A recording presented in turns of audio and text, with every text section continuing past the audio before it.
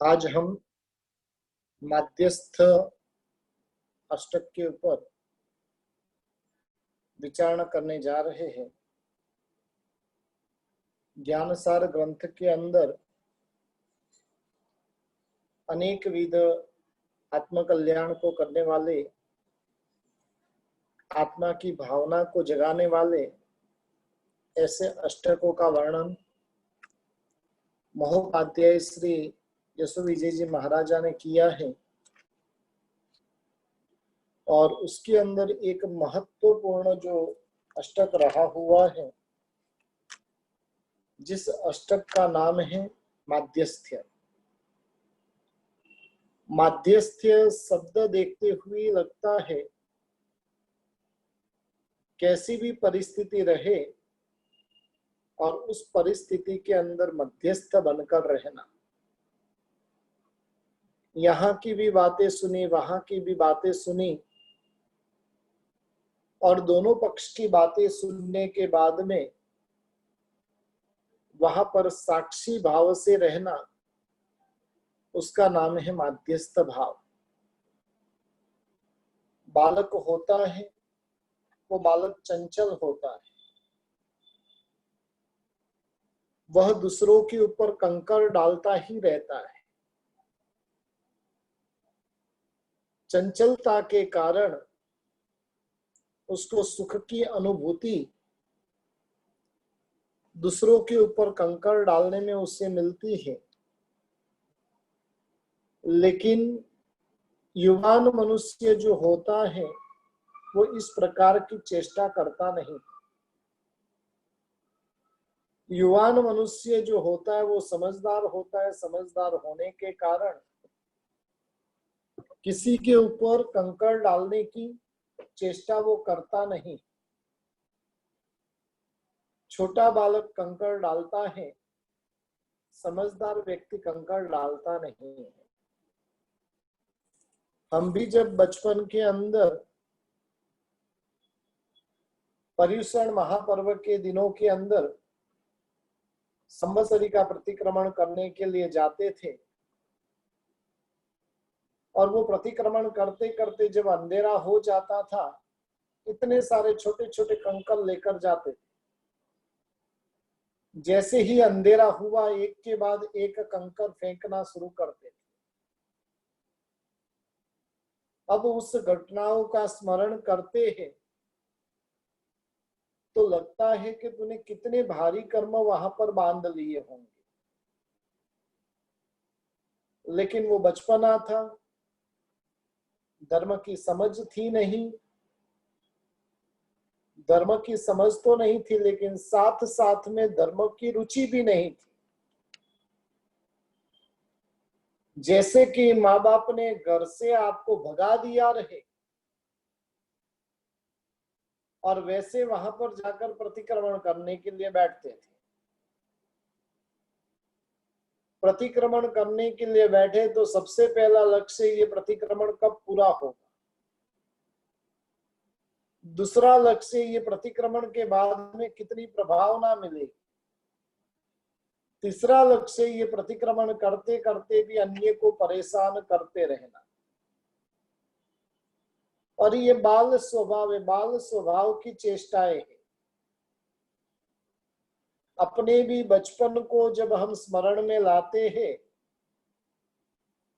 उसकी जब स्मृति होती है, कभी कभार तो हमें हंसना आता है कि ऐसा काम तूने किया था। बचपन के अंदर कैसे कैसे कार्य हमने किए, उस कार्य की स्मृति देखकर भी हमें हंसना आता है। कभी कभार तो बालक की चेष्टा ऐसी होती है, अरबोपति पिता का बेटा है, लेकिन एक 50 पैसे की चॉकलेट के लिए वो भीख मांगता हुआ दिखाई देता है। अरबोपति का बेटा, और 50 पैसे की चॉकलेट के लिए अंकल मुझे दे दो, अंकल मुझे दो, अंकल मुझे दो। और ये चेष्टा को जब हम स्मरण में लाते हैं तो क्या होता है, अरे भाई, तेरी शक्ति कितनी भीतर में पड़ी हुई है और तू इतने के लिए मांगने के लिए निकला है। बस वैसी ही चेष्टा बाल्यकाल की होती है। बाल्यकाल के अंदर बच्चे को किसी के ऊपर कंकर फेंकने में मजा आता है, वही वो बड़ा होने के बाद में वैसी चेष्टा करता नहीं है।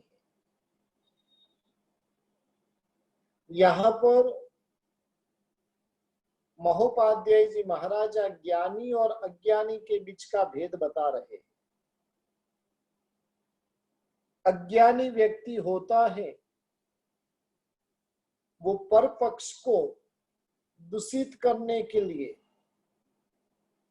पर पक्ष को खराब चित्रित करने के लिए वो कुतर्क रूपी कंकर फेंकता रहता है। ऐसे ऐसे कुतर्क वो लगाता है, लगाता नहीं लेकिन लड़ाता है, और जिसके माध्यम से वो कुतर्कों के माध्यम से क्या चाहता है, यश और जय की प्राप्ति करना चाहता है। अज्ञानी व्यक्ति का ज्ञान भी उसके लिए नुकसान करता बनता है। विद्या बण्यो हूं वाद माटे केटली कथनी कहूं, साधु थई ने बाहर थी दाम्भिक अंदर थी रहूं। हे भगवंत, मैंने विद्या की प्राप्ति की, लेकिन विद्या की प्राप्ति किसके लिए की? तो कि वाद के लिए। और वाद के लिए की हुई विद्या की प्राप्ति वो आत्म कल्याण करने वाली बनती नहीं है। वाद के लिए की हुई विद्या की प्राप्ति वो तो झगड़ाने वाली, संसार परिभ्रमण को बढ़ाने वाली बनती है। और इसलिए महोपाध्याय जी महाराजा कह रहे कि जब जो अज्ञानी जीव होता है, अज्ञानी जीव के भीतर में इस प्रकार की चेष्टा चलती है। जो अज्ञानी जीव अनेक प्रकार के कुतर्कों के माध्यम से अन्य को गलत साबित करने का प्रयास करता रहे, लेकिन ज्ञानी के जीवन के अंदर ऐसा कुछ होता नहीं। ज्ञानी जो होता है वो पक्षपात छोड़कर मध्यस्थ बनता है। अज्ञानी के भीतर में पक्षपात पड़ा हुआ है, ज्ञानी के भीतर में पक्षपात नहीं है, वो मध्यस्थ बन चुका है। जो व्यक्ति मध्यस्थ बन जाती है वो व्यक्ति नहीं राग करती है, नहीं द्वेष करती है। जगत जीव है कर्माधीना, अचरिज कछुअन लीना। जगत के प्रत्येक जीव वो कर्माधीन है, और कर्माधीन होने के कारण वो जीव को किसी भी प्रकार का आश्चर्य होता नहीं है। कोई कुछ भी करे वो नहीं राग करता है, नहीं द्वेष करता है। शरीर वगैरह पर पदार्थों के साथ में भी वो साक्षी भाव से जीता है। साक्षी भाव भीतर में प्रकट होना बहुत जरूरी है। कर्म के बंधनों से बचना है, कर्मों से छुटकारा पाना है, वो तभी संभवित होगा जब भीतर में साक्षी भाव प्रकट हो जाएगा। हमें भी आत्मा के भीतर में साक्षी भाव प्रकट करना है। मुनि भगवंत जो होते हैं वो साक्षी भाव में जीते हैं। सम्यक दृष्टि आत्मा जो होती है वो साक्षी भाव में जीती है। गजसु कुमार मुनिवर यहाँ पर सिर पूरा जल रहा है और कैसा साक्षी भाव उन्होंने साध लिया होगा। कौशग ध्यान में और इधर पूरा जल रहा है, तड़ तड़ तड़ तड़ नसें टूट रही है। और वैसे समय में जब साक्षी भाव जब धारण कर लिया, बस मैं दृष्टा के स्वरूप में हूं। दृष्टा कोई भी दृश्य देखता है, उससे कोई फर्क ही नहीं पड़ता है। यहाँ पर मैं भी दृष्टा के स्वरूप में रहा हुआ हूं। जले ते मारू नहीं, मारू ते जले नहीं। जो जल रहा है वो मेरा नहीं है, और मेरा है वो जल नहीं सकता है। और ये वचन कब निकल सकते हैं? जब साक्षी भाव, दृष्टा भाव भीतर में जब प्रकट हो जाता है, तो इस प्रकार की परिस्थिति का निर्माण होता है। जीवन के अंदर मध्यस्थता लानी है, कुतर्क लड़ाना हम बंद करें। गलत गलत तर्क लगाकर दूसरों को साबित करने का जो हम प्रयास कर रहे हैं, दूसरों को झूठा साबित करने का जो हम प्रयत्न कर रहे हैं, उसे बंद करना चाहिए। नहीं किसी के प्रति राग, नहीं किसी के प्रति द्वेष, और जिसका नाम है मध्यस्थ भावना। ये मध्यस्थ भावना परमात्मा पार्श्वनाथ के जीवन के अंदर पराकाष्ठा की देखने को मिलती है। कमठे धरणेन्द्रे च सोचितम कर्म कुर्वती प्रभुस्तुल्य मनोवृत्ति। कमठ और धर्णेन्द्र अपने उचित उचित कर्तव्य करते हैं। देखिए, हेमचंद्र सुरीश्वर जी महाराजा ने भी कितनी गजब की बात कही। हेमचंद्राचार्य जी महाराजा ने ये बात नहीं कही कि कमठ गलत काम कर रहा है, धर्णेन्द्र सही काम कर रहे हैं। हेमचंद्राचार्य जी भगवंत नहीं कह रहे। क्या शब्द का प्रयोग किया? सोचितम। अपना उचित जो कर्तव्य है वो कर रहे हैं। उचित कहा, गलत नहीं कहा। दोनों के कर्म जैसे थे और कर्म के उचित वो प्रवृत्ति कर रहे हैं। वास्तव में देखने जाएं तो जगत में कोई कुछ गलत कार्य करता ही नहीं। जिसके जो कर्म है और वो कर्मों के उचित वो कार्य करता है। लेकिन हमारी तो दृष्टि ही ऐसी बनी हुई है कि अंगुली दिखाते रहना है। बंदे को ये पता नहीं, एक अंगुली सामने, चार तो तेरे स्वयं की ओर है। सामने वाला 25% खराब है तो 100% खराब रहा हुआ है। सामने वाला एक अंगुली जितना ही खराब है तो 4 अंगुली जितना खराब रहा हुआ है। लेकिन ये भाव कब प्रकट हो? हेमचंद्राचार्य जी भगवंत ने कह दिया, दोनों उचित कर्तव्य कर रहे और दोनों अपने उचित कर्तव्य कर रहे, और उसमें प्रभु की मनोवृत्ति कैसी है? प्रभु तुल्य मनोवृत्ति। दोनों के प्रति समान मनोवृत्ति के धारक परमात्मा होते हैं। नहीं कमठ के प्रति द्वेष है, नहीं धर्णेन्द्र के प्रति राग है। दोनों के प्रति परमात्मा मध्यस्थ भाव में रहे हुए हैं। हमें भी ये साधना करनी है। काफी लोगों को परमपिता पार्श्वनाथ प्रभु का आकर्षण होता है। पार्श्वनाथ प्रभु उनके प्रियतम होते हैं।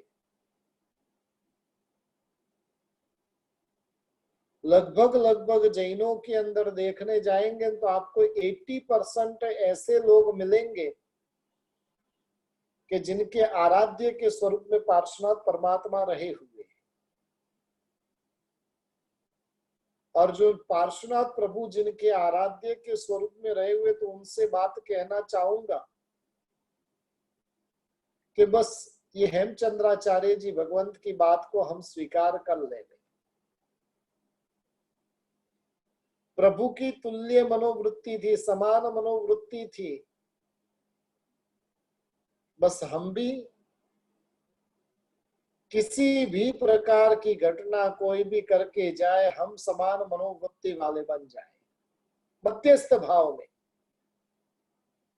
किसी ने आकर गाली गलौज किया, मध्यस्थ भाव। किसी ने आकर प्रशंसा के 2-4 शब्द कहे, मध्यस्थ भाव। और दोनों परिस्थिति के अंदर मध्यस्थ भाव में रह सकते हैं। प्रयत्न करना पड़ेगा, मन को तैयार करना पड़ेगा। और मन जब तैयार हो जाएगा तो हम मध्यस्थ भाव के अंदर जा सकते हैं।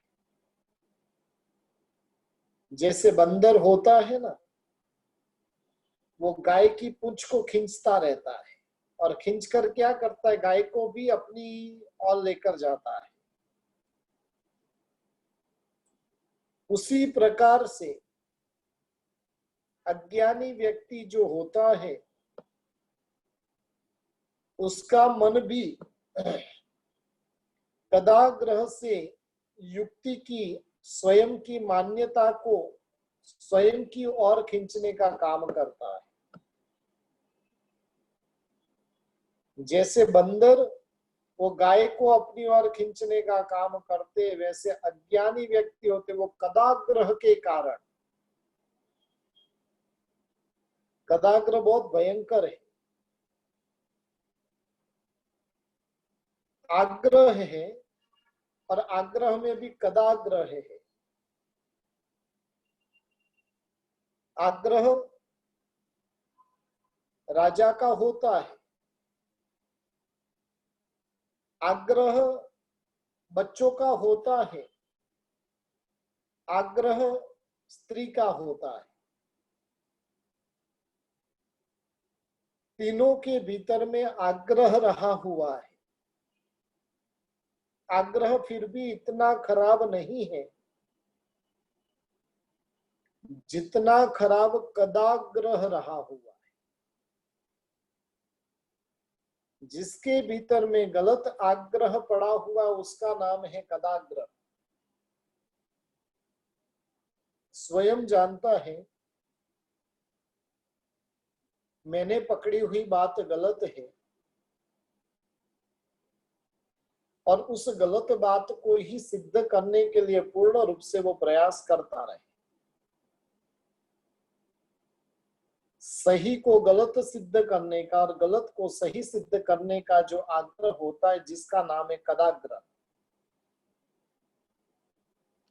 अज्ञानी जो होता है वो ऐसे कदाग्रह के अंदर चला जाता है।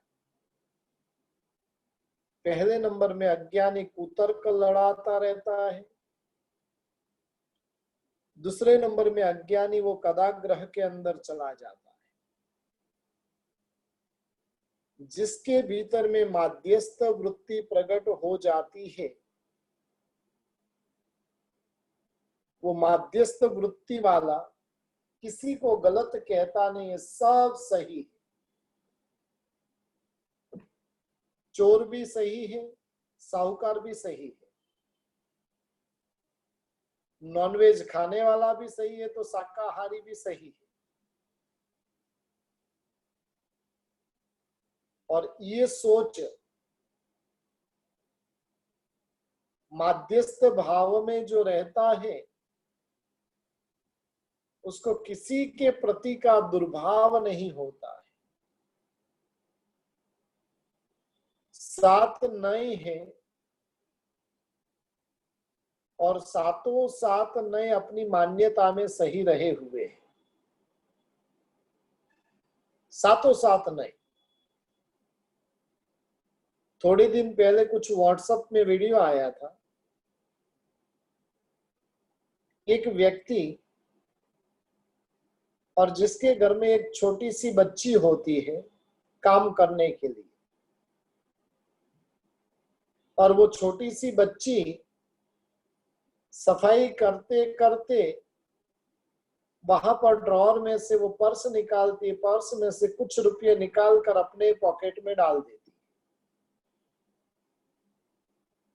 ये दृश्य उनकी छोटी बच्ची ने देख लिया। छोटी बच्ची ने उसके पिताजी को बोला, पिताजी ने उस बच्ची को घर से निकाल दिया, काम से निकाल दिया। जैसे ही उसको पता चलता है कि उस बच्ची की इस प्रकार की आवश्यकता रही हुई थी, वो उसके पीछे भागता है, उसको ढूंढने का प्रयत्न करता है। उसको ढूंढकर चोरी करने वाली बच्ची को वो अपने घर के अंदर कायम के लिए एक बेटी के स्वरूप में उसको अपना लेता है। यदि सोच रहती कि चोरी करने वाला गलत ही होता है तो क्या हालत होती थी। सोच ही तम। अपने उचित वो काम कर रही है, उसके ऊपर जवाबदारी है, वो जवाबदारी उसको वहन करना, और उसके लिए वो चोरी कर रही है। हकीकत में कोई चोर चोरी करना चाहता नहीं, कोई चोर चोर बनना चाहता नहीं है। जितने भी साहूकार लोग हैं वो चोरी करना उसे सिखाते हैं। किसी को चोरी करनी नहीं है, लेकिन हम सिखाते हैं। उसकी जो आवश्यकता है और वो आवश्यकता की पूर्ति नहीं होगी तो वो करेगा क्या? चोरी ही करेगा। आप जानते हो कि भी आपके घर में काम वाली आ रही है, उसके परिवार के बारे में सब कुछ आपको पता है कि उसके घर में कमाने वाला और कोई नहीं है, ये अकेली ही कमाती। दूसरे नंबर में आपको पता है कि उसके घर में ये जो व्यक्ति अकेली कमाने वाली है वो सिर्फ मेरे घर पे ही काम के लिए आती और कहीं पर जाती नहीं। और फिर भी आप उसे कितनी संपत्ति देंगे, कितना पगार देंगे? एक मेंबर का गुजरान चल सके उतना पगार देते नहीं, और घर में 5 मेंबर रहे हुए तो परिवार का भरण पोषण कैसे करेगी? और परिवार का भरण पोषण होगा नहीं तो उसे क्या करना पड़ेगा? चोरी करनी पड़ेगी। अब कहिए कि वास्तव में उसे चोर किसने बनाया? अपने यहाँ पर शास्त्रों में शांतनु श्रावक की बात आती है। शांतनु श्रावक जैन धर्मी श्रावक था, श्रवणोपासक था। आज कोई कर्म के वसात उसकी परिस्थिति ऐसी हुई है कि घर में खाना भी उसे प्राप्त नहीं हो रहा, राशन भी खत्म हो गया, उसे लाने के लिए पैसे भी उसके पास में नहीं। पत्नी काफी दिनों से कह रही है कि आप प्रतिक्रमण के लिए जाते हो, वहां पर जिंदा सेठ आता है, वो प्रतिक्रमण करने के लिए बैठते हैं, अपना 9 लखा हार उतार कर बैठते। एक काम करो कि वो हार चोरी करके लेके आ जाओ। अब परिस्थिति इतनी विकट थी, काफी दिनों से पत्नी बोल रही है लेकिन वो सुन ही नहीं रहे थे। ऐसा कृत्य मैं कैसे कर सकता हूं? लेकिन कर्मों ने ऐसा कृत्य करने के लिए उन्हें मजबूर किया। आखिर में आज तो निर्णय कर लिया कि नहीं, प्रतिक्रमण में जल्दी पूरा करके जल्दी सामयिक पार कर फटाफट मुझे शांतनु श्रावक का हाल लेकर रफू चक्कर होना है। हाल लेकर गया। हालांकि श्रावक को तो, जिंदा सेठ को तो पता चल ही गया था कि ये कौन लेकर गया है। शांतनु श्रावक ने अपनी पत्नी के हाथ में वो हार थमाया। हार थमाने के बाद में अब पत्नी बोलती है कि ये हार जो है वहां पर वो जिंदा सेठ के उधर बेच के आओ, जहां जिनकी चोरी की है, और उनके पास में बेचने के लिए जाना है। कैसी परिस्थिति हो गई, काटे तो भी खून नहीं निकले। शांतनु श्रावक सोच रहे कि तू क्या बोल रही है, तो कि नहीं, वो धर्मात्मा श्रावक है, वो अरिहंत का उपासक है, और अरिहंत का उपासक किसी का अहित नहीं कर सकता है। हार बेचने के लिए वहां पर गए। मंत्री स्वर ने, जो मुनिम था, मुनिम ने पहचान लिया। अंदर जाकर सेठ को बताया। सेठ ने भी पहचान लिया, लेकिन जरूर मेरे साधर्मिक की कोई मजबूरी रही हुई है और इसलिए उसने हार चोरी किया है। इसका जितना पैसा होता है वो पैसा उसको दे।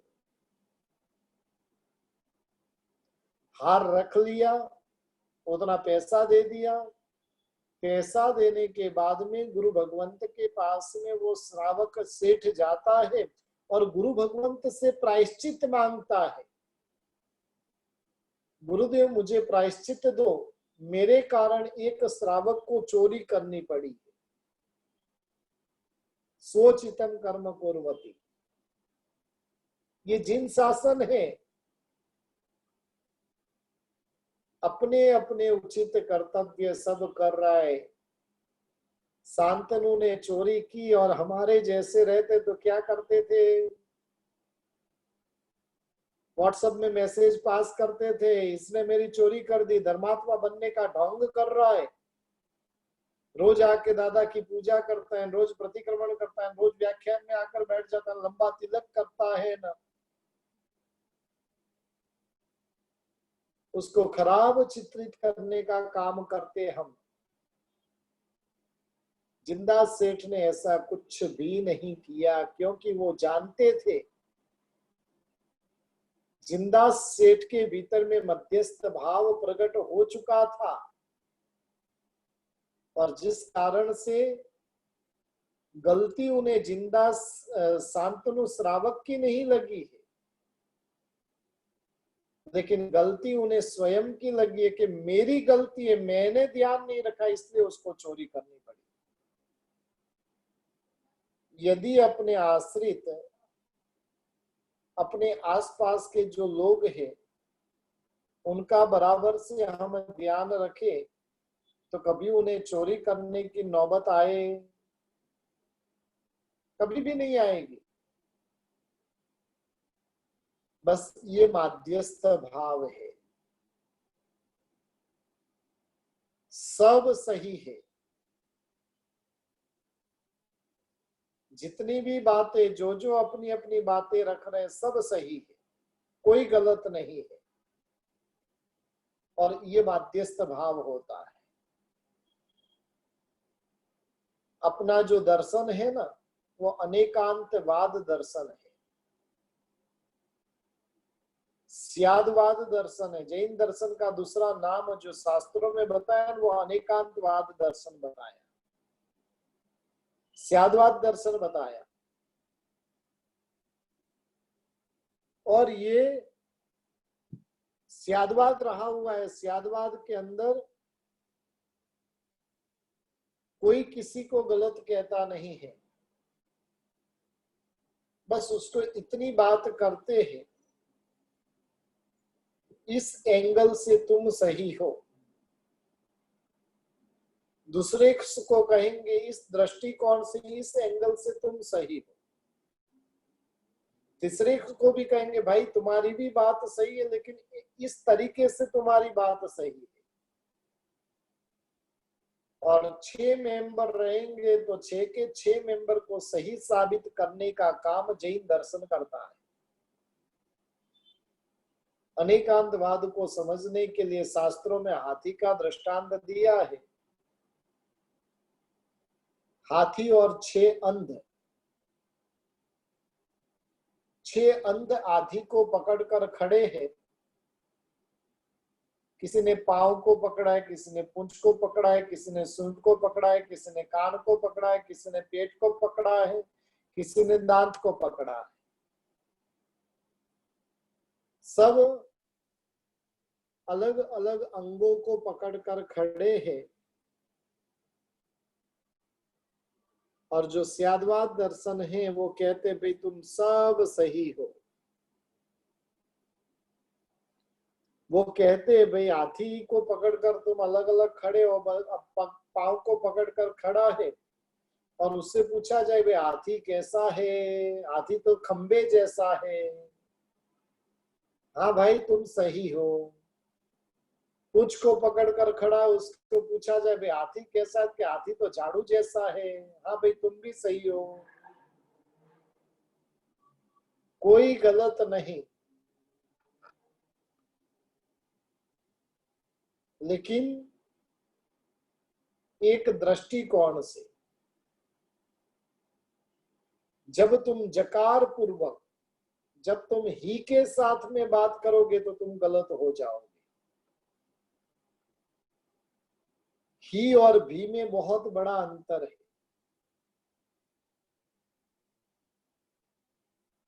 ही के अंदर किसी को अवकाश ही नहीं है। भी के अंदर सबका समावेश है। ही और किसी का स्वीकार करता नहीं है, भी एक को भी अस्वीकार नहीं करता है। देखिए ही और भी का कहां पर प्रयोग होता है। तुम्हें ऐसा ही करना है, तुम ऐसा भी कर सकते हो। ही और भी का अंतर। और ये अंतर क्या करता है। ही के अंदर कट्टरता है, भी के अंदर स्वीकार करने की वृत्ति रही हुई है। जितने भी नए हैं वो सारे के सारे नए अपनी अपनी मान्यता के हिसाब से सही रहे हुए, लेकिन वो नए यदि जो अन्य की मान्यता को मानने के लिए स्वीकार नहीं रहे तो समझना कि वही नए गलत हो जाते। आपने अपनी बात रखी है तो आपको सामने की भी बात सुनने की तैयारी रखनी चाहिए। जो महामुनि होते हैं, सम्यक दृष्टि आत्मा होते हैं, और उन सम्यक दृष्टि आत्मा का चित्त इस प्रकार का रहता है। कोई नई का एकांत से वो आदर भी नहीं करता है और एकांत से अनादर भी नहीं करता है।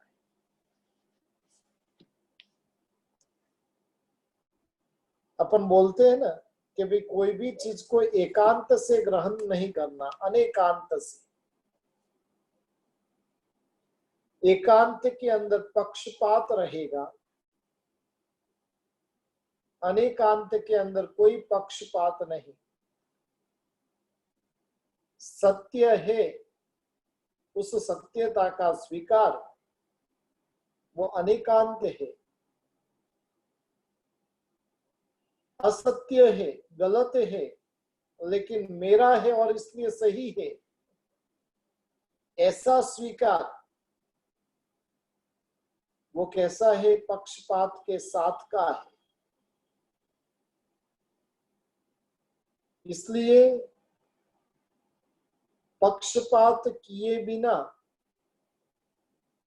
मध्यस्थ भाव से उसको स्वीकार करते जाना है। आगे जाकर महोपाध्याय जी महाराजा बहुत अच्छी बात बता रहे हैं।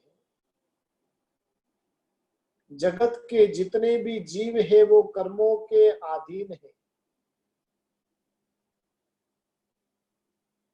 जगत के जीव मात्र अपने अपने कर्मों के कारण संसार में परिभ्रमण कर रहे हैं। जो भी वो घटना उनके साथ में घटित हो रही है वो भी कर्माधीन है। अपने अपने कर्मों के पराधीन, अपने अपने कर्मों के फल को भुगतने वाली है। जब अपने अपने कर्मों को वो भुगत रहा है, वैसे समय में मध्यस्थ पुरुष जो होते हैं वो उन जीवों के प्रति राग भी नहीं करता और द्वेष भी नहीं करता, क्योंकि वो जानते हैं कि सब जीवों के साथ में मैंने शत्रु और मित्र का संबंध अनेकों बार किया है। इस भव के अंदर अल्प समय के लिए उसके साथ में रहना है। अब मुझे इष्ट अनिष्ट के पक्ष का त्याग कर कर मुझे सम बनकर रहना है। कितनी उत्तम कोटि की विचारणा है। पापी जीव के प्रति भी दुर्भाव भीतर में प्रकट नहीं होने देना है, तो यह मध्यस्थ भावना रही हुई। एक स्तवन की पंक्ति है कि पापी ने तू प्यार कर ले, पापी नो उद्धार थसे। पापी से भी प्यार करने की बात जिन शासन बताता है, क्योंकि उसमें पापी का उद्धार होगा। पापी को वास्तव में पाप पसंद नहीं है, लेकिन उसे पाप करने पड़ रहे हैं। एक व्यक्ति है जिन्होंने आज दिन तक हजारों लोगों को नॉनवेज की दुकानें बंद करवाकर उन्हें दूसरे कामों में लगाया। हाँ, कसाई है, जीवों को मार मार कर उनको बेचने का काम करते थे। और वैसे व्यक्ति के पास में जाकर उनसे रिक्वेस्ट करे, भाई मैं तुमको अच्छा सा बिजनेस देता हूं, इससे भी अच्छी तुम्हें कमाई होगी, क्या तुम ये छोड़ने के लिए तैयार हो? अब बोलिए, ऐसी गंदगी कौन नहीं छोड़ेगा? उसकी मजबूरी है कि उसको ऐसा काम करना पड़ रहा है। और ऐसे व्यक्ति को कोई यदि इस प्रकार से समझाने वाला मिल जाए तो वो क्या करे? अपना बिजनेस त्याग कर कर अच्छा बिजनेस यदि कोई देता है तो वो स्वीकारने के लिए तैयार हो जाता है। और एक अकेले व्यक्ति ने ऐसे हजार व्यक्ति से भी अधिक लोगों को ऐसी मांस मटन की दुकानें बंद करवा कर उसको कपड़े की, मोबाइल की, अन्य साधनों की दुकान करवा कर उनको दे दी। और ये वास्तव में हम क्या करते हैं? नॉनवेज की दुकान के बाहर से पसार होते हैं, उस जीव के प्रति दुर्भाव देते हैं कि इस जीव का भी कल्याण हो, ऐसी मंगलमय भावना बातें। हमारा काम क्या? नाक बंद करेंगे, 10 बार उधर थूकेंगे, छी, और वहां पर साथ साथ में उस जीव के साथ में दुर्भाव करते जाएंगे। सज्जन पुरुष होता है वो क्या करता है, अपनी सज्जनता की असर उसके ऊपर छोड़ देता है। और ये काम यानी कोई भी जीव कर्माधीन इस संसार में है, ऐसे जीवों के प्रति मुझे समभाव से रहना है, उनके प्रति नहीं राग करना है, नहीं द्वेष करना है। मन जब दूसरों की अज्ञानता, दुर्जनता, कुरूपता, मंद बुद्धि आदि दोषों को जब देखता है, तब वो मन क्या करता है, द्वेष करने के लिए तत्पर बन जाता है। जब गुणों को देखता है तो राग करने के लिए तत्पर बन जाता है। लेकिन वो ये नहीं सोचता है कि ये जीव के कर्म भारी है और भारी कर्म के कारण उसके भीतर में द्वेष दुर्गुण प्रकट हुए। इसके कर्म अच्छे हैं और जिस कारण से इसके भीतर में सद्गुण प्रकट हुए, ऐसा वो सोचता नहीं है, लेकिन विपरीत विचार के अंदर ही चला जाता है। पराई चिंता राग द्वेष का कारण बनती है और वो आत्मा का विभाव रहा हुआ है। हम देखिए क्या करते, इसने ऐसे कर दिया, इसने ऐसे कर दिया, इसने ये गलत किया, ये सब पारखी पंचायत। और पराई पंचायत करने वाला व्यक्ति जो है वो भारी मात्रा में कर्मों का बंधन करता है। आत्म स्वभाव में डूबा हुआ व्यक्ति वो मध्यस्थ भाव का चिंतन करती है। एक चीज ध्यान रखिए कि नदियां जो होती है, उन नदियों का मार्ग अलग अलग रहा हुआ है,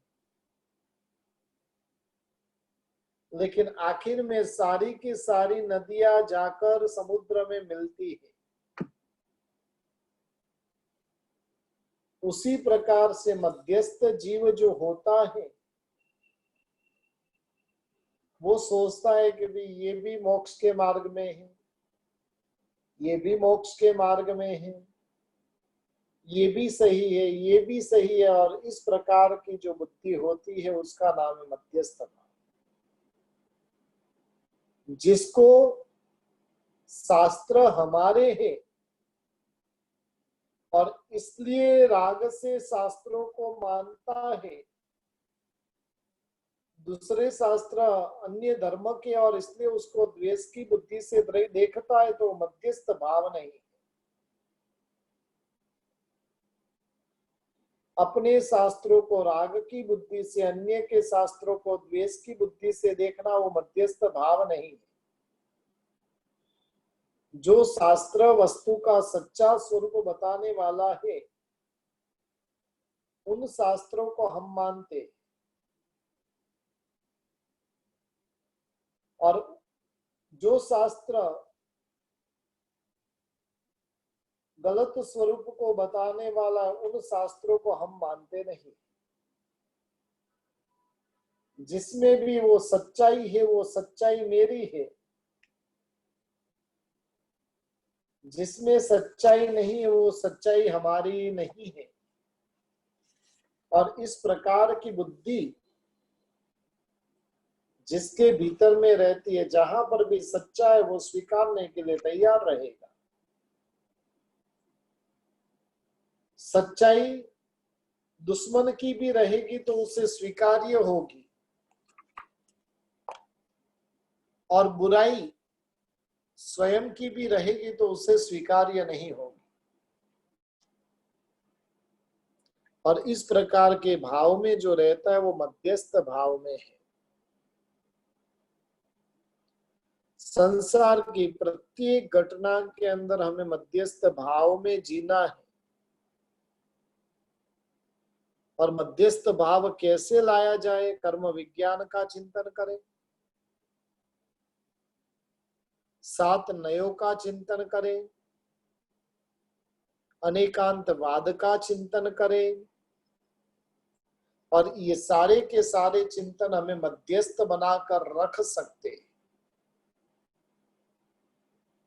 अपने संसार के सर्जन का कारण यदि कोई रहे तो पक्षपात रहा हुआ है, और ऐसे पक्षपात का त्याग करके हम सभी मध्यस्थ बनने का काम करें। आत्मा की मध्यस्थता में हम आए। कोई भी घटना हमें विचलित बनाने वाली नहीं बने। कुरूप देखा तो वो कुरूप जुगुप्सा का कारण नहीं बने। अच्छा रूप देखा तो हमारे रति आदि का कारण, राग आदि का कारण नहीं बने। पापी को देखा तो तिरस्कार की भावना भीतर में नहीं जगे। और इस प्रकार की भावना जब भीतर में प्रकट होगी तब समझना कि हम मध्यस्थ भाव में आए हुए हैं। और ऐसे मध्यस्थ भाव में आकर जगत के जीव मात्र में शिव के दर्शन करें। जगत के जीवों का जड़ का दर्शन करते करते हम स्वयं के स्वभाव में मस्त रहने का काम करें। ये हमें मध्यस्थ भावना दिखाती है। और ऐसी मध्यस्थ भावना को अपनाकर अपनी आत्मा का कल्याण करें।